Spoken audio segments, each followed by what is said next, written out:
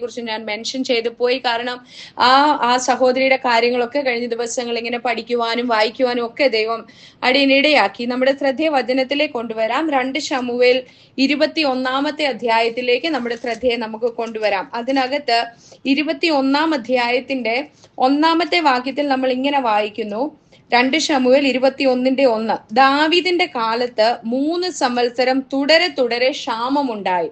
അതായത് മഹാനായ അല്ലെങ്കിൽ ശക്തനായ രാജാവായ ദാവീദിന്റെ കാലത്ത് തുടരെ 3 വർഷത്തോളം ക്ഷാമം ഉണ്ടാകുവാനിടയായി തീർന്നു. ആമേൻ. അതിനുശേഷം നമുക്ക് അതിനോട് തന്നെ ചേർന്ന് അതേ അധ്യായത്തിന്റെ 14 വാക്യത്തിന്റെ അവസാന ഭാഗത്ത് നമ്മൾ ഇങ്ങനെ വായിക്കുന്നുണ്ട്. 14 വാക്യത്തിന്റെ അവസാനം, രാജാവ് കൽപ്പിച്ചതൊക്കെയും അവർ ചെയ്തു. അതിന്റെ ശേഷം ദൈവം ദേശത്തിന്റെ പ്രാർത്ഥന കേട്ടരുളി. ആ പ്രാർത്ഥന കേട്ടരുളി എന്നുള്ളത് ക്ഷാമം ദേശത്ത് നിന്ന് നമ്മൾ ആദ്യം വായിച്ച ആ ക്ഷാമം ദേശത്ത് നിന്ന് മാറുവാൻ തക്കവണ്ണം അവരുടെ പ്രാർത്ഥന ദൈവം കേട്ടു എന്നാണ് 14 വാക്യത്തിൽ നമ്മൾ വായിച്ചത്. ഈ 1 വാക്യവും 14 വാക്യവും തമ്മിലുള്ള ആമേൻ ഈ ഇടയിൽ സംഭവിക്കുന്ന വലിയ ഒരു സംഭവമുണ്ട്.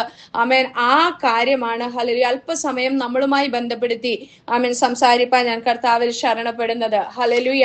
ആമേൻ. സംഭവിച്ചത് എന്താണെന്ന് ചോദിച്ചാൽ 1 വാക്യത്തിൽ തന്നെ ഒരുപക്ഷെ നമുക്ക് എല്ലാവർക്കും പരിചയമുള്ള ഒരു വചനഭാഗമാണ്.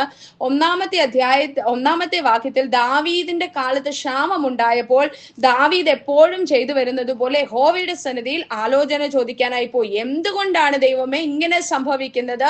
ഇങ്ങനെ വരുവാൻ സാധ്യതയില്ലല്ലോ, ഈ ദേശം ഇങ്ങനെ ക്ഷാമത്തിൽ തുടരാൻ പാടില്ലല്ലോ എന്ന് ദൈവത്തോട് ആലോചന ചോദിക്കാൻ പോയപ്പോൾ ദൈവം വ്യക്തമായി അവരുടെ ജീവിതത്തിൽ അതെന്താണ് പരാജയം. കഴിഞ്ഞ മീറ്റിംഗിൽ നമ്മൾ കർത്താവിന്റെ വചനത്തിൽ നിന്ന് കേട്ടതുപോലെ പ്രാർത്ഥനയ്ക്ക് മറുപടിക്ക് താമസം വരുന്നെങ്കിൽ എന്തെന്ന് നമ്മൾ ചോദിച്ചാൽ ദൈവം അതിന് നമുക്ക് കുറവുകൾ ഉണ്ടെങ്കിൽ വെളിപ്പെടുത്തി തരുമെന്ന് പ്രിയ അമ്മാമയിലൂടെ നമ്മൾ കേട്ടതുപോലെ തന്നെ ദാവീദ് ദൈവത്തോട് ആലോചന ചോദിച്ചപ്പോൾ ദൈവം വ്യക്തമായി പറയുകയാണ്, ശൗല് നിമിത്തമാണ് അല്ലെങ്കിൽ ഗിബെയോന്യരുമായി ശൗല് ചെയ്ത ഒരു തെറ്റ് നിമിത്തമാണ് ദാവീദിന്റെ കാലം വന്നപ്പോൾ ക്ഷാമം ദേശത്തുണ്ടായത്. ഹല്ലേലൂയ.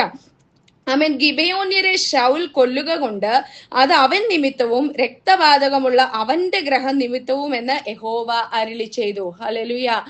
ഇത് സംഭവിച്ചത് എന്താണ്? ശൗല് ഗിബെയോന്യരോട് ചെയ്തത് എന്താണെന്നുള്ള ചരിത്രം നമ്മൾ വായിക്കുന്നത് യോശുവയുടെ പുസ്തകത്തിലാണ്. യോശുവയുടെ പുസ്തകത്തിൽ 9 അധ്യായത്തിൽ ഇതിന്റെ മുഴുവൻ ചരിത്രവും നമുക്ക് കാണുവാൻ കഴിയുന്നുണ്ട്. നമുക്ക് വളരെ പരിചിതമാണ്.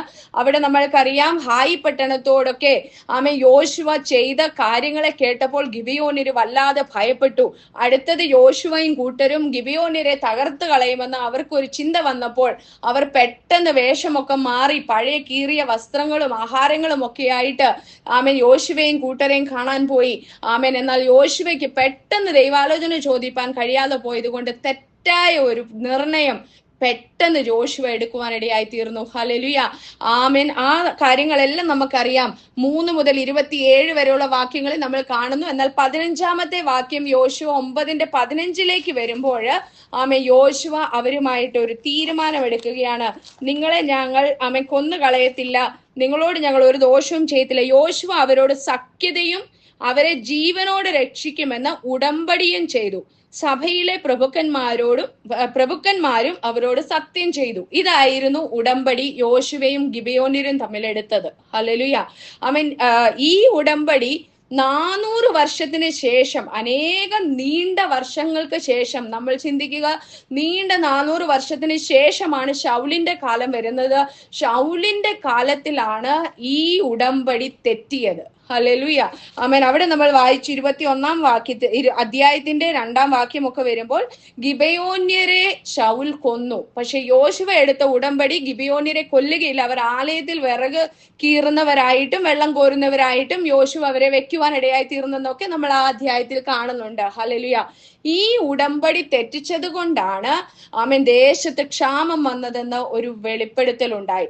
അപ്പൊ എന്നാ ദാവീദ് തീരുമാനിച്ചു എന്തെങ്കിലും തെറ്റും കുറവും കണ്ടുപിടിച്ച് ചിന്തിച്ചു, എന്നാ പിന്നെ നമുക്ക് ഗിബിയോന്യരുമായി പ്രതിശാന്തിക്ക് പോകാം, അവരോട് ചോദിക്കാം ഞങ്ങൾ ഇനി എന്ത് ചെയ്താൽ നിങ്ങൾക്കൊരു പരിഹാരം, ഈ പ്രശ്നം മാറാൻ ഞങ്ങൾ എന്ത് ചെയ്യണം. ആമേൻ, ഹല്ലേലൂയ. ഈ ഗിബിയോന്യർ എന്ന് പറയുന്നത് പണ്ടും ചതിച്ചാണ് അവരിങ്ങനെ ചെയ്തത്. അവർ ഇന്നും അതേ സ്വഭാവത്തിൽ അവർ രക്തത്തിന് രക്തം പ്രതികാരം ചോദിക്കുന്നത് പോലെ ആമേൻ അവർ പറഞ്ഞു. ആമേൻ, ശൗലിന്റെ കുടുംബത്തിൽ, ശൗലിന്റെ ഗ്രഹമാണല്ലോ പാപം ചെയ്തത്, ശൗലിന്റെ ഗ്രഹത്തിൽ ജീവനോടുള്ളവരെ എല്ലാം ഞങ്ങൾക്ക് ഏൽപ്പിച്ചു തരണമെന്ന് പറയുവാനിടയായി. അങ്ങനെ വന്നപ്പോഴാണ് ആമേൻ ശൗലിന്റെ വെപ്പാട്ടിയായിരുന്നു. ആമേൻ 8-ാമത്തെ വാക്യത്തിൽ വരുമ്പോൾ നമ്മൾ കാണുന്നുണ്ട്, അവര് അന്വേഷിച്ച് പിടിച്ച കൂട്ടത്തില് ശൗലിന്റെ മക്കളായ 2 പേരും ശൗലിന്റെ മകളായ മീഖലിന്റെ മക്കൾ, കൊച്ചുമക്കൾ 5 പേരും, ഇവരെ എല്ലാരെയും പിടിച്ചു. ഹല്ലേലൂയ. ഇതിനകത്ത് നമ്മൾ വായിക്കുന്നുണ്ട്, അയ്യാവിന്റെ മകൾ റിസ്പ ശൗലിന് പ്രസവിച്ച 2 പുത്രന്മാരായ അർമോനിയെയും മെഫിബോശത്തിനെയും, ശൗലിന്റെ മകളായ മീഖൽ ബർസില്ലായിയുടെ മകനായ അദ്രിയേലിന് പ്രസവിച്ച 5 പേരെയും, ശൗലിന്റെ 2 മക്കളെയും ശൗലിന്റെ 5 കൊച്ചുമക്കളെയും അവിടെ കൊണ്ടുവന്നു. ഹല്ലേലൂയ. ആമേൻ. ഈ റിസ്പ ആമേൻ ശൗലിന്റെ ഒരു വെപ്പാട്ടിയായിരുന്നു. അവസാന സമയമുണ്ടെങ്കിൽ റിസ്പയുടെ ഈ ഒരു ചരിത്രം, റിസ്പ ആരായിരുന്നു എന്നുള്ളത് ഞാൻ സംസാരിക്കുവാൻ ആഗ്രഹിക്കുന്നു സമയത്തിനനുസരിച്ച്. ഹല്ലേലൂയ. അങ്ങനെ കൊണ്ടുവന്ന് ആ 7 പേരെ കൊണ്ടുവന്ന് ഹല്ലേലൂയ ഗിബിയോന്യരുടെ കയ്യിൽ കൊടുത്തു. അവരെ മലയിൽ യഹോവയുടെ മുമ്പാകെ തൂക്കിക്കളഞ്ഞു. ഹല്ലേലൂയ. ആ വ്യവസ്ഥ തെറ്റിച്ചതിന്റെ പ്രതിശാന്തി എന്നവണ്ണം ഗിബിയോന്യരെ ചോദിച്ചത് ആമേൻ ആ മക്കളെയാണ്. അവരെ കൊണ്ടുവന്ന് പബ്ലിക്കായിട്ട് സകലരുടെ മുന്നിൽ ആമേൻ 7 പേരെയും മലയിൽ കൊണ്ടുവന്ന് തൂക്കിക്കളഞ്ഞു. ഹല്ലേലൂയ.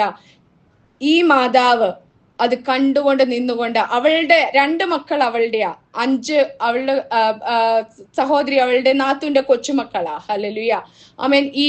ഈ അവസ്ഥയില് ഈ മാതാവ് ചെയ്തത് എന്താണെന്ന് അവിടെ എഴുതിയിട്ടുണ്ട്. ഈ റിസ്പ അവിടെയാണ് ആമേൻ ആക്ഷനിലോട്ട് വരുന്നത് നമുക്ക് പറയാം. അവൾ അവിടെയാണ് അവൾ ആരെന്നുള്ളത് തെളിയിക്കുവാനിടയായി തീർന്നത്. അവൾ ചെയ്തത് ഇങ്ങനെയാണ്. 9-10 വാക്യം വായിക്കുമ്പോൾ, അവരെ മലയിൽ യഹോവയുടെ മുമ്പാകെ തൂക്കിക്കളഞ്ഞു. അങ്ങനെ അവർ 7 പേരും ഒരുമിച്ച് മരിച്ചു. ഹല്ലേലൂയ. 7 മക്കള് ഒരുമിച്ച് ആമേൻ അവിടെ മരിച്ച ഒരു സാഹചര്യം. ആമേൻ. എന്നാല് കൊയ്ത്ത് കാലത്തിന്റെ ആദ്യ ദിവസങ്ങളായ യവക്കൊയ്ത്തിന്റെ ആരംഭത്തിലായിരുന്നു അവരെ കൊന്നത്. എന്നാൽ അയ്യാവിന്റെ മകളായ റിസ്പ ചാക്കുശീലയെടുത്ത് പാറമേൽ വിരിച്ച് കൊയ്ത്ത് കാലത്തിന്റെ ആരംഭം മുതൽ ആകാശത്ത് നിന്ന് അവരുടെ മേൽ മഴ പെയ്തതുവരെ ആകാശത്തിലെ പക്ഷികളോ രാത്രിയിലെ കാട്ടുമൃഗങ്ങളോ അവരെ തൊടുവാൻ സമ്മതിക്കാതെ അവിടെ കാവലിരുന്നു. ഹല്ലേലൂയ. ആമേൻ. നാം റിസ്പയെ കുറിച്ച് വായിക്കുമ്പോഴെല്ലാം അത് എഴുതിയിരിക്കുന്നത് എങ്ങനെയാ? ആമേൻ. റിസ്പയുടെ നൈറ്റ് വിജിൽ, അവൾ രാത്രിയിൽ ആമേൻ കാവലിരുന്ന് ഉണർന്നിരുന്ന്, രാത്രിയെന്നോ രാവെന്നോ ആമേൻ ഒരു വ്യത്യാസവുമില്ല. ആമേൻ. മഴ വരുന്ന കാലം വരെ ആ കൊയ്ത്ത് ഏകദേശം പറഞ്ഞിരിക്കുന്നത് 6 മാസത്തെ ഒരു കാലയളവാണ് പറഞ്ഞിരിക്കുന്നത്. ഹല്ലേലൂയ. ഏകദേശം ഞാൻ ചരിത്രമൊക്കെ ഇങ്ങനെ എടുത്ത് വായിച്ചു നോക്കിയപ്പോൾ ഏകദേശം 6 മാസത്തെ കാലഘട്ടമാണ് ഈ സീസൺ ടു സീസൺ ചേഞ്ച് ആകാൻ വേണ്ടി ആമേൻ എടുത്തത്. ഏപ്രിൽ മെയ് മാസമാണ് അവരെ കൊന്നതെന്ന് പറയുന്നു.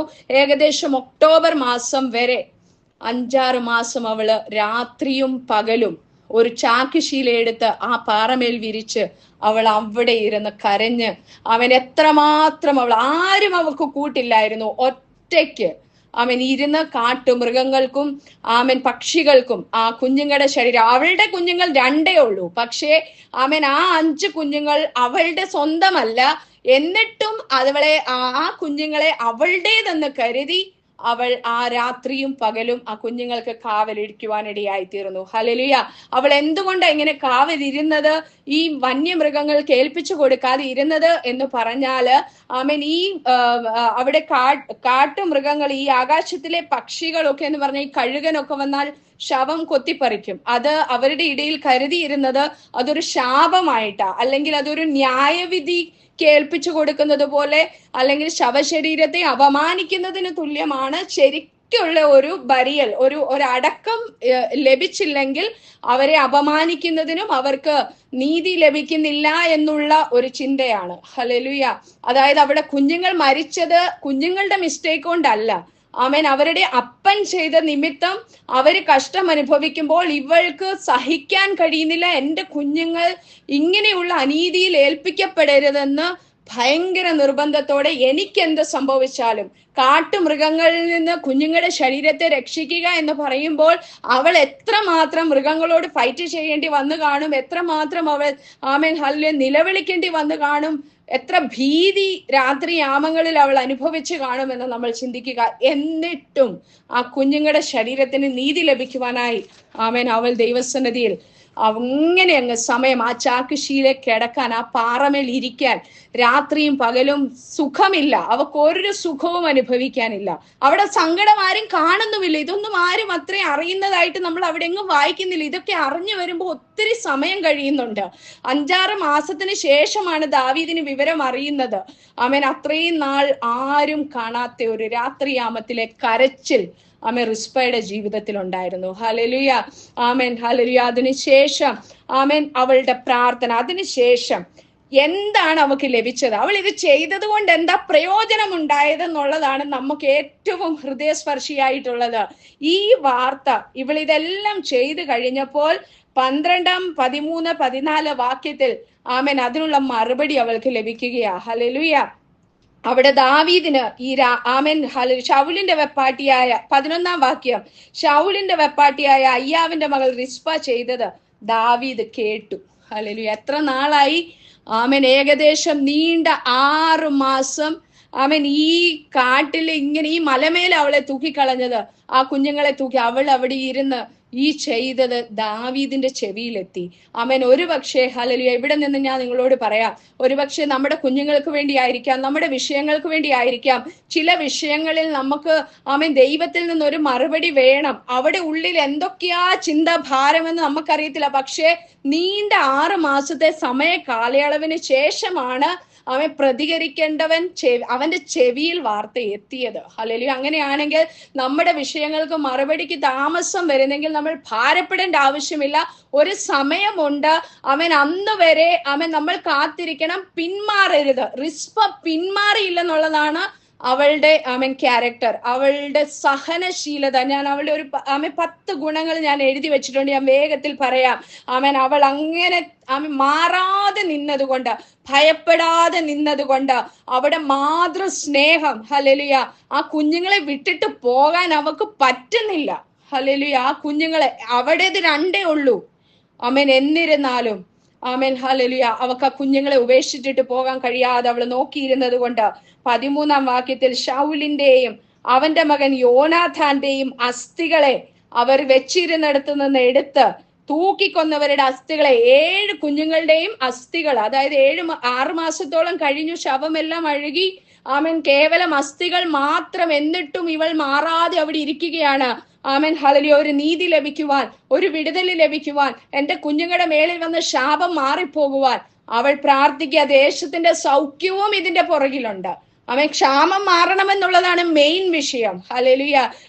ആ സമയത്ത് ആ അസ്ഥികളെ എല്ലാം ദാവീദ് ഓർഡർ ചെയ്ത് പറക്കിക്കൊണ്ടുവന്ന് ബെന്യാമീൻ ദേശത്ത് സേലായിൽ അപ്പനായ കീശിന്റെ കല്ലറയിൽ അടക്കം ചെയ്തു. ഹല്ലേലൂയ.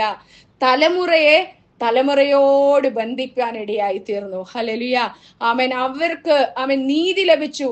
അല്ലെങ്കിൽ അവർക്ക് ഹല്ലേലൂയ അവരുടെ പിതാവിന്റെ ഒരു മിസ്റ്റേക്ക് നിമിത്തമാണ് ഇവരുടെ ശവം ഇങ്ങനെ തൂങ്ങിപ്പോയത്. അത് കാട്ടുമൃഗങ്ങളോ അല്ലെങ്കിൽ പക്ഷികളോ ഒക്കെ അത് കൊത്തിയും കടിച്ചും പറിച്ചും കൊണ്ടുപോയിരുന്നെങ്കിൽ ഈ കുഞ്ഞുങ്ങൾക്ക് പിതാക്കന്മാരുടെ കല്ലറയിൽ അടക്കപ്പെടുവാനുള്ള ഭാഗ്യം ലഭിക്കില്ലായിരുന്നു. ഇങ്ങനെ ഒരു കാര്യം സംഭവിച്ചത് കൊണ്ട് ശൗലിന്റെയും ഈ യോനാഥാന്റെയും അസ്ഥികളെയും കൂടെ ദാവീദ് ഓർക്കുവാനിടയായിത്തീർന്നു. മറന്നു കിടന്ന എന്തോ ചെയ്യാൻ വേണ്ടി മറന്നു കിടന്ന ഒന്ന്, ശൗലിന്റെയും ഈ യോനാഥാന്റെയും അസ്ഥികളെ മറന്നുപോയതാ.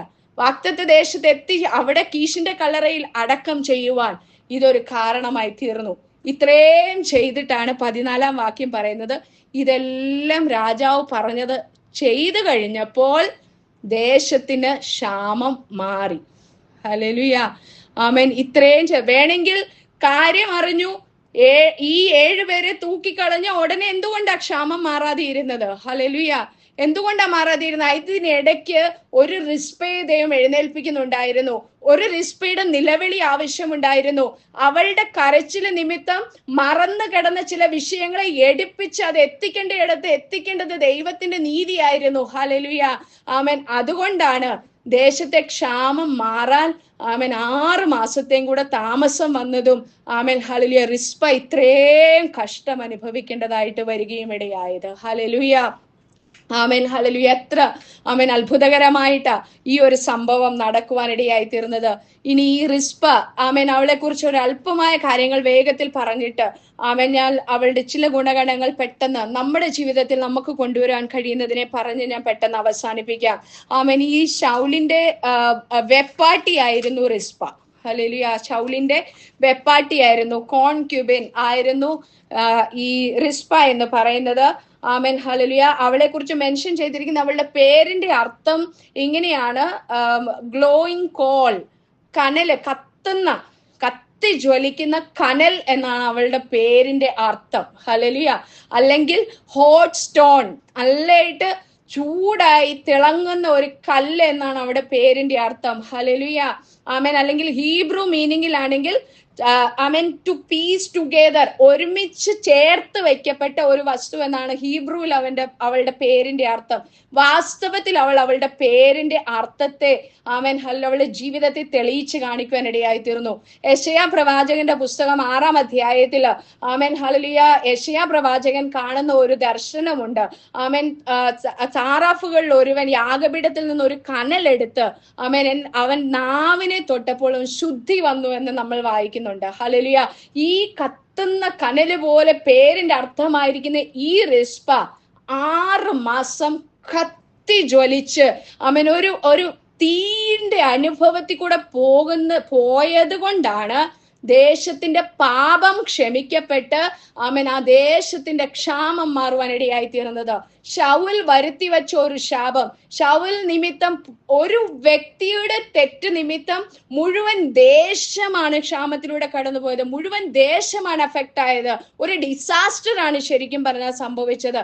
അത് മാറാൻ ഒരു ചൂട് കനല് പോലെ നമ്മൾ യെശയ്യാ പ്രവാചകന്റെ പുസ്തകത്തിൽ കാണുന്നത് പോലെ ദേശത്തിന് ശുദ്ധി വരുത്തുവാൻ ഇവള് കർത്താവിന് വേണ്ടി കത്തി ജ്വലിപ്പാൻ ഇടയായിത്തീർന്നു. അവൾ ആമേൻ ഹല്ലേലൂയ ആ പാറമേൽ ചാക്കുശീലയെടുത്ത് ഇരിക്കാൻ തക്കവണ്ണം അവള് മടിച്ചില്ലെന്നുള്ളതാണ്. അവൾ ആക്ച്വലി അവൾക്ക് എവിടെ പാർക്കാനുള്ള അനുവാദം? അവക്ക് മഹലിൽ പാർക്കാം, അവക്ക് കൊട്ടാരത്തിൽ പാർക്കാനുള്ള അനുവാദമുണ്ട്. കാരണം ഈ വെപ്പാട്ടികളെ കുറിച്ച് നമ്മൾ വായിക്കുന്നുണ്ട്.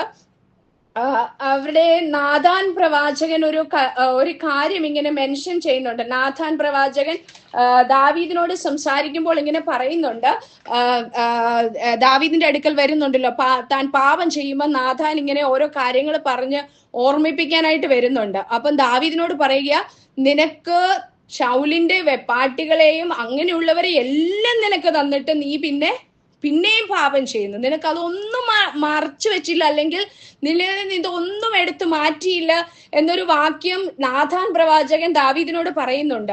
ഹല്ലേലൂയ, അങ്ങനെയാണെങ്കിൽ ഇവരെല്ലാരും കൊട്ടാരത്തിലുണ്ട്. അതുപോലെ തന്നെ റിസ്പ കൊട്ടാരത്തിലാണ് പാർക്കുന്നത് എന്നുള്ളതിന്റെ മറ്റൊരു തെളിവും കൂടെ ഉണ്ട്. അവിടെ നമ്മൾ കാണുന്നുണ്ട് 2 ശമൂവേൽ 3:6 മുതൽ 9 വരെയുള്ള വാക്യങ്ങളില്, 2 ശമൂവേൽ 3:6 മുതൽ 9 വരെയുള്ള വാക്യത്തിൽ നമ്മൾ വായിക്കുന്നുണ്ട്. അവിടെ ദാവീദിന്റെ 3:6 മുതൽ 9 ഇവിടെ വായിക്കുമ്പോൾ ശൗലിന്റെ ഗ്രഹത്തിൽ നിന്ന് രാജ്യത്വം മാറ്റി, അവിടെ അബ്നേറിന്റെ വാക്കുകളാണ് നമ്മൾ കാണുന്നത്. അബ്നേർ ആക്ച്വലി സേനാപതിയാണ്. അവിടെ ശൗലിന്റെ ആ രാജഗ്രഹത്തിൽ അവിടെ പാർക്കുന്ന ഒരു വിശ്വസ്തനായ സേനാപതിയാണ് അബ്നേർ. ഈ ശൗലിന്റെ സേനാപതിയായ ഈ അബ്നേറുമായിട്ട് റിസ്പയ്ക്ക് ഒരു തെറ്റായ ബന്ധമുണ്ട് എന്ന് പറഞ്ഞ്, അല്ലെങ്കിൽ പഴയ രാജാവ് ഈ രാജാവുമായിട്ട് ഈ രാജാവിന്റെ വെപ്പാട്ടിയായിരിക്കുന്ന റിസ്പയ്ക്ക് അബ്നേറുമായി ഒരു തെറ്റായ ബന്ധമുണ്ടെന്ന് പറഞ്ഞ് അവിടെ കുറ്റപ്പെടുത്തുന്ന ഒരു അനുഭവം അവിടെ നമ്മൾ കാണുന്നുണ്ട്. അതായത് വെപ്പാട്ടികളെല്ലാം രാജകൊട്ടാരത്തിൽ തന്നെയാണ് പാർക്കുന്നത്, അവക്കവിടെ സകല സുഖങ്ങളുമുണ്ട്, അവക്ക് അവിടെ മരിച്ചുപോയ ഭർത്താവിന്റെ മക്കളെ അവർ മരിച്ചതിന്റെ പേരിൽ പേരിൽ ഇവിടെ പോയി കിടന്ന് ഈ കാട്ടിൽ ഇങ്ങനെ കിടന്ന് അലയേണ്ട യാതൊരു കാര്യവും അവൾക്കില്ല. എല്ലാ സുഖ സൗകര്യങ്ങളും അവൾക്ക് അലോ ചെയ്തിരിക്കുന്നതാണ് കൊട്ടാരത്തിൽ. ഹല്ലേലൂയ. എന്നാൽ ആ സകല സുഖങ്ങളും ഉപേക്ഷിച്ച് അവൾ ഒരു കത്തുന്ന കനലായി തീർന്നത് കൊണ്ട് ഒരു ദേശത്തിന്റെ വിടുതൽ റിസ്പ മുഖാന്തരം സംഭവിക്കുവാനിടയായി തീർന്നു. ഹല്ലേലൂയ. അയ്യാവിന്റെ മകൾ എന്ന് പറയുമ്പോൾ ഈ അയ്യാവിനെ കുറിച്ച് അതിന്റെ ചരിത്രങ്ങളൊക്കെ നമ്മൾ നോക്കുമ്പോൾ 2 ശമൂവേൽ 3:7 വാക്യം, 1 ദിനവൃത്താന്തം 1:40, ഉൽപ്പത്തി 36:24, ഈ വാക്യങ്ങളെല്ലാം നമ്മൾ വായിക്കുമ്പോൾ നമുക്ക് വ്യക്തമായി ഇതിന്റെ ചരിത്രം മനസ്സിലാകുന്നത് അയ്യാവിന്റെ ചരിത്രത്തിൽ ഏശാവിന്റെ മക്കളിൽ ഒരുവനാണ് അയ്യാവ്. ഏശാവിന്റെ ഒരു പാരമ്പര്യത്തിൽ വരുന്ന ഒരു വ്യക്തിയാണ് ഈ അയ്യാവ്. അവൻ ആ വ്യക്തിയുടെ മകളാണ് റിസ്പ. ഹല്ലേലൂയ. അങ്ങനെയാണെങ്കിൽ 2 തരത്തിലുള്ള വെപ്പാട്ടികളെ കുറിച്ച് നമ്മൾ വചനത്തിൽ വായിക്കുന്നുണ്ട്. ജസ്റ്റ് ഞാൻ പഠിച്ചത് കൊണ്ട് നിങ്ങളോട് അങ്ങ് പറയുന്നതേ ഉള്ളൂ. ഹീബ്രു ആയിരിക്കുന്ന കോൺക്യൂബിൻസ് ഉണ്ട്. അവരെ അപ്പന്മാര് വിൽക്കുന്നതാണ്, കൊട്ടാരത്തിലോ അങ്ങനെ വിൽക്കുന്നതാണ്. അതിന്റെ ചരിത്രം പുറപ്പാട് 21:7 മുതൽ 11 വരെ നമ്മൾ വായിക്കുന്നുണ്ട്. അവരെ വിറ്റ് കളയുന്നതാണ് പിതാക്കന്മാര്. വിറ്റ് കഴിഞ്ഞാൽ അവരെ വീണ്ടെടുക്കാൻ അവരുടെ അപ്പനോ അവരുടെ കുടുംബക്കാർക്കോ അധികാരമുള്ളൂ. പിന്നെ രണ്ടാമത്തെ വെപ്പാട്ടികൾ എന്ന് പറഞ്ഞാൽ ഫോറിനേഴ്സ് ആണ്, വിദേശികളായിരിക്കുന്ന യുദ്ധത്തിൽ പിടിച്ചുകൊണ്ടുവരുന്നവര്. ഹല്ലേലൂയ. അവരെ വീണ്ടെടുക്കാൻ ആർക്കും അവകാശമില്ല. അവരെന്നും ഇങ്ങനെ താമസിക്കണം. ആവർത്തന പുസ്തകം 21:10 മുതൽ 14 വരെയാണ് നമ്മൾ അവർ കാണുന്നത്. ഇവർക്ക് അടിമകളായി വെപ്പാട്ടിയാകുന്നതിന് മുമ്പ് അവിടെ വ്യക്തമായിട്ട് അതിന്റെ നിയമങ്ങൾ എഴുതിയിട്ടുണ്ട്. തല എല്ലാം വടിച്ച് ഷേവ് ചെയ്യണം, നഖമെല്ലാം ട്രിം ചെയ്ത് 1 മാസം കരഞ്ഞുകൊണ്ടിരുന്ന് അവര് അവിടെ ഇരിക്കണം. അതിനുശേഷമാണ് ഇവർ അങ്ങോട്ട് എടുക്കപ്പെടുന്നത്. ഈ റിസ്പായെ കുറിച്ച് നമ്മൾ അവിടെ പാരമ്പര്യം നോക്കിക്കഴിഞ്ഞാൽ അവൾ വിദേശിയായ ഒരു വെപ്പാട്ടിയാണ്. ഇതെല്ലാം അനുഭവിച്ച് ഇങ്ങനെ വിൽക്കപ്പെട്ട് വീണ്ടെടുക്കാൻ ആരുമില്ലാതെ ഈ കൊട്ടാരത്തിൽ വന്നവളാണ് റിസ്പ. ഹല്ലേലൂയ. എല്ലാവരാലും റിജക്ഷൻ ഒക്കെ അനുഭവിച്ച ഒരു വ്യക്തിയാണ് ഈ റിസ്പ. ഹല്ലേലൂയ. ഞാൻ ജസ്റ്റ് ആ ഒരു ചരിത്രം അങ്ങ് പറഞ്ഞതേ ഉള്ളൂ. അവക്ക് 2 പുത്രന്മാരെ ജനിച്ചു, 2 പേരും ഹല്ലേലൂയ നഷ്ടപ്പെട്ടു. ഭർത്താവ് മരിച്ചുപോയി. ഇനി അവൾ ഒരു രാജ്യത്വം നഷ്ടപ്പെട്ട രാജാവിന്റെ ഭാര്യയായിട്ട് അടുത്ത രാജാവിന്റെ കൊട്ടാരത്തിൽ ജസ്റ്റ് അവളുടെ കാര്യങ്ങളൊക്കെ അനുഭവിച്ച് ഇങ്ങനെ ജീവിച്ചു വരുമ്പോൾ ആകെ സന്തോഷമായിരുന്ന 2 മക്കളും അവക്ക് നഷ്ടപ്പെട്ടു. ഹല്ലേലൂയ. എന്നാൽ അവൾ നിശ്ചയിച്ചു, ഒരുപക്ഷെ എന്റെ ജീവിതത്തിൽ മുഴുവൻ കയ്പ, എനിക്കിനി ഒന്നും സന്തോഷിക്കാൻ ഒരു വകയുമില്ല, പക്ഷെ ഞാൻ വിട്ടുകൊടുക്കത്തില്ല. എനിക്ക് നീതി ലഭിക്കണം. ഗിബെയോനിലെ രക്തത്തിന് പകരം രക്തം ചോദിച്ചെങ്കിൽ ദാവീദ് രാജാവ് ഒരുപക്ഷെ കോപിച്ച് ക്രുദ്ധനായി പകരം ചെയ്യത്തക്കവണ്ണം വീണ്ടും പാപം ചെയ്യാൻ സാധ്യതയുണ്ട്. കാരണം ഗിബെയോന്യരെ കൊല്ലാൻ പാടില്ല. ഹല്ലേലൂയ. ഇനി ദാവീദ് രക്തത്തിന് പകരം ചോദിപ്പാൻ രക്തം ചോദിച്ചാല് പിന്നെയും പോയി ഗിബെയോന്യരായി യുദ്ധം ചെയ്തു കഴിഞ്ഞാൽ പിന്നെയും ഗിബെയോന്യര് മരിച്ചാൽ പിന്നെയും ഉടമ്പടി തെറ്റും. ഹല്ലേലൂയ. അതുകൊണ്ട് റിസ്പ തീരുമാനിച്ചു, ഇനി ഞാൻ ദൈവസന്നിധിയിൽ കരഞ്ഞ് നിലവിളിച്ച് ഞാൻ ഇവിടെ നൈറ്റ് വിജിൽ എടുക്കുകയാ. ഹല്ലേലൂയ. ആ തീരുമാനം അവളുടെ ഈ രാത്രിയിൽ ഇരുന്ന് മൗനമായി കരയുന്നതിന്റെ ശക്തി കാരണം അവളുടെ ആ സൈലന്റ് സ്ക്രീം ഹല്ലേലൂയ, ആ ഗിബെയ പർവ്വതത്തിൽ അവൾ സൈലന്റ് ആയിട്ട് കരഞ്ഞത് കൊണ്ട് ഒരു ദേശത്തിന് വിടുതലുണ്ടായി. ഹല്ലേലൂയ. നമ്മൾ ഓരോരുത്തരോടും ഞാൻ ചോദിക്കാൻ ആഗ്രഹിക്കുന്നത്, ഞാൻ മെസ്സേജ് പറഞ്ഞ് അവസാനിപ്പിക്കാം. റിസ്പ ചെയ്തതുപോലെ ഒരു ദേശത്തിന്റെ വിടുതലിന് വേണ്ടി, നമ്മുടേതല്ലാതെ കുഞ്ഞുങ്ങളുടെ വിടുതലിന് വേണ്ടി ഹല്ലേലൂയ നമുക്ക് കരയാനും പ്രാർത്ഥിക്കാനും കഴിയുമോ? ഹല്ലേലൂയ. രണ്ടാമത്തെ അവളുടെ ഗുണം എന്ന് പറഞ്ഞത് അവിടെ സൈലന്റ് പ്രൊട്ടസ്റ്റ് ആണ്. ആദ്യത്തെ അവളുടെ ഗുണം, അതായത് ഒത്തിരി ഹല്ലേലൂയ അവൾ പ്രതികരിച്ചില്ല, ഒരുപാടൊന്നും പ്രതികരിച്ചില്ല. സൈലന്റ് ആയിട്ട് അവൾ പ്രൊട്ടസ്റ്റ് ചെയ്തു. അത് അവൾക്ക് നീതി ലഭിക്കാനിടയായി തീർന്നു. രണ്ടാമത്തേത് ഒരു റാഡിക്കൽ മെറ്റേണൽ ഡിവോഷൻ, ശക്തമായ ഹല്ലേലൂയ അല്ലെങ്കിൽ വളരെ ആഴമായ ഒരമ്മയുടെ സ്നേഹം റിസ്പയിൽ വെളിപ്പെടുവാനിടയായി തീർന്നു. ഹല്ലേലൂയ. മൂന്നാമതായി നമ്മൾ കാണുന്നത് കുലുങ്ങിപ്പോകാത്ത സഹനശക്തി. 6 മാസം കുലുങ്ങിപ്പോകാത്ത സഹനശക്തി. എത്ര കഷ്ടപ്പാട് വന്നാലും റെസിലിയൻസ്, അവൾക്ക് ഒട്ടും അവള് പിന്മാറാതെ മുന്നോട്ട് പോകുവാനിടയായി തീർന്നു. ഒരു ഏരിയ അവളുടെ പേരിന്റെ അർത്ഥം പോലെ തന്നെ അവൾ ജ്വലിച്ചുകൊണ്ടേ ഇരിക്കുവാനിടയായി തീർന്നു. ഹല്ലേലൂയ. നാലാമതായി ഡിഫൻഡർ ഓഫ് ഡിഗ്നിറ്റി. ഹല്ലേലൂയ. അവിടെ കുഞ്ഞുങ്ങൾ മരിച്ചുപോയി. അവർക്ക് പ്രതികരിക്കാൻ പറ്റുന്നില്ല, അവർക്ക് അവരുടെ ശരീരത്തെ ഒന്നും ചെയ്യാൻ പറ്റത്തില്ല. പക്ഷെ പ്രതികരിക്കാൻ പറ്റാത്തവർക്ക് വേണ്ടി അവൾ അവരുടെ ഡിഗ്നിറ്റി മെയിൻറ്റെയിൻ ചെയ്യാൻ അവള് പ്രതികരിച്ചു. ഹല്ലേലൂയ. നമുക്ക് ചെയ്യാൻ കഴിയുമോ? ആമേൻ. ഹല്ലേലൂയ. അവർക്ക് അവരുടേതല്ലാത്ത ഒരു പാപത്തിന് അവർ ശിക്ഷ അനുഭവിച്ചു, അവർക്കൊന്നും പ്രതികരിക്കാൻ കഴിയുന്നില്ല. പക്ഷേ പ്രതികരിക്കാൻ റിസ്പ ജീവനോട് ഇരിക്കുന്നത് കൊണ്ട് അവൾക്ക് പ്രതികരിക്കാതിരിക്കാൻ കഴിയുന്നില്ല. ആമേൻ. ഹല്ലേലൂയ. ആമേൻ. പ്രതികരിക്കാൻ കഴിയാത്തവർക്ക് വേണ്ടി ചിലത് പ്രതികരിച്ച് ദൈവനാമഹത്വത്തിന് വേണ്ടി ചെയ്യുവാൻ നമ്മൾക്ക് കഴിയുമോ? ആമേൻ. അഞ്ചാമതായി, faithfulness in the face of rejection. ഹല്ലേലൂയ. ആമേൻ. ഒരു തകർന്നു പോയ ഒരു രാജാവിന്റെ വെപ്പാട്ടിയാണ് അവള്. ഹല്ലേലൂയ. അവക്ക് ഈ ശൗലിനെയോ അവളുടെ ഗ്രഹത്തെയോ അല്ലെങ്കിൽ ശൗലിന്റെ മകളുടെ മക്കളെയോ മൈൻഡ് ചെയ്യേണ്ട യാതൊരു കാര്യമില്ല. പക്ഷെ അവൾ അവളുടെ റിജക്ഷനിലും അവൾ ശൗലിന്റെ ഗ്രഹത്തോട് വിശ്വസ്തത കാണിച്ചു. ശൗലിന്റെ വെപ്പാട്ടി ഒരു കാലത്തായിരുന്നു, ഇന്നും അത് ചെയ്യേണ്ട കാര്യമൊന്നുമില്ല. പക്ഷെ അവളുടെ വിവാഹത്തിൽ അല്ലെങ്കിൽ അവളുടെ ഭർത്താവായിരുന്ന ശൗലിന്റെ ഗ്രഹത്തോട് അവൾ വിശ്വസ്തത കാണിക്കുവാനിടയായി. നമ്മൾ ഏർപ്പെട്ടിരിക്കുന്ന നമ്മുടെ ഉത്തരവാദിത്തങ്ങളിൽ ഒരമ്മ എന്നുള്ളതായിരിക്കാം, ഒരു സഹോദരി എന്നുള്ളതായിരിക്കാം, അല്ലെങ്കിൽ ദൈവം ഏൽപ്പിച്ചിരിക്കുന്ന, നമ്മളെ ഏൽപ്പിച്ചിരിക്കുന്ന ഏത് ഉത്തരവാദിത്തമായിരുന്നാലും അതിൽ ഫെയ്ത്ത്ഫുൾ ആയിരിക്കണം. ഈവൻ റിജക്ഷൻ ആണ്, പെയിൻ ആണ്, ആമേൻ, ഒന്നും ഖുഷിയില്ല, എന്നാലും നമുക്ക് ഫെയ്ത്ത്ഫുൾ ആയിരിക്കുവാൻ കഴിയുമോ? ഹല്ലേലൂയ. ആമേൻ. ഇങ്ങനെ ഒരു ദേശത്തിന്റെ അടുത്ത ഒരു ക്യാരക്ടർ റിസ്പയുടെ. ഹല്ലേലൂയ. She the catalyst for national healing. ഹല്ലേലൂയ. മുഴുവൻ ദേശത്തിന്റെ വിടുതലിന് അവൾ ഒരു കാരണമായി തീരുകയാണ്. അവിടെ വേറെ ആരും ഒരു ചുവടെടുത്തില്ല, അവൾ അതിനുള്ള ഒരു പ്രേരക ശക്തിയായി മാറുകയാണ്. Hallelujah. And she became a bridge between generation to generation. Amen. കീശിന്റെ കല്ലറയിൽ അവിടെ കുഞ്ഞുങ്ങളെ എത്തിക്കുന്നിടം വരെ തലമുറകളെ തമ്മിൽ ബന്ധിക്കത്തക്കവണ്ണം ഒരു പാലം പോലെ, ഒരു ബ്രിഡ്ജ് പോലെ അവൾ നിൽക്കുവാനിടയായി തീർന്നു. Amen. Hallelujah. And she turned a tragedy into a testimony. ഒരു വലിയ ദുരന്തത്തെ ഒരു വലിയ സാക്ഷ്യമാക്കി റിസ്പ മാറ്റുവാനിടയായി തീർന്നു. And last, hallelujah, amen, she is like a forerunner to the cross. കുരിശിനടുക്കെ നിൽക്കുന്ന നമ്മുടെ മേരിയെ പോലെ. ഹല്ലേലൂയ. ആമേൻ. മേരി ക്രൂശിലേക്ക് നോക്കുമ്പോ ആമേൻ സ്വന്തം പുത്രൻ, ഹല്ലേലൂയ, നഷ്ടപ്പെട്ട് ചങ്ക് തകർന്ന് നിൽക്കുന്ന മേരിയെ പോലെ ആ റിസ്പ അവിടെ നിൽക്കുകയാ. പക്ഷേ ആ മേരിയുടെ സന്തോഷം ഒന്ന് മാത്രമേ ഉള്ളൂ, എന്റെ മകൻ തകർക്കപ്പെട്ടാലും ഒരു ശാപം മാറിപ്പോകും, ആമേൻ, ഒരു ദോഷം മാറിപ്പോകും. അതേ അനുഭവത്തിൽ ആമേൻ ഈ റിസ്പ നിൽക്കുകയാ. എന്റെ കുഞ്ഞുങ്ങൾ മരിച്ചുപോയി, ആമേൻ, എന്നാൽ അത് നിമിത്തം ദേശത്തിന്റെ ശാപം മാറിപ്പോകും. ഹല്ലേലൂയ. ആമേൻ. നമുക്കൊരു റിസ്പയായി ആമേൻ മാറുവാൻ കഴിയുമോ? ഈ കാലഘട്ടത്തില് സഭ എന്ന നമ്മൾ റിസ്പയുടെ സ്ഥാനത്തേക്ക് കയറി നിന്നാൽ നശിച്ചു പോകുന്ന, ആമേൻ, അല്ലെങ്കിൽ ശാപത്തിൽ അകപ്പെട്ടിരിക്കുന്ന, ആമേൻ, പാപത്തിൽ ജീവിക്കുന്ന ഒരു ജനത്തിന്റെ വിടുതലിന് വേണ്ടി, ആമേൻ, ഹല്ലേലൂയ, ഒരു വിജിൽ ചെയ്യുവാൻ, ഒരു പ്രാർത്ഥന കഴിക്കുവാൻ റിസ്പയുടെ ആമേൻ ഒരു സ്വഭാവമുള്ളവരായ ഒരു ഹോട്ട് കോള് പോലെ, കത്തുന്ന കനല് പോലെ ആമേൻ ആയി തീരുവാൻ നമുക്ക് കഴിയുമോ? ഹല്ലേലൂയ. ഒരു വ്യക്തിയാ, ഒറ്റയ്ക്കാ. ആമേൻ. റിസ്പയുടെ കൂടെ ഒരു കൂട്ടം സഭയൊന്നുമില്ലായിരുന്നു, ആരുമില്ലായിരുന്നു.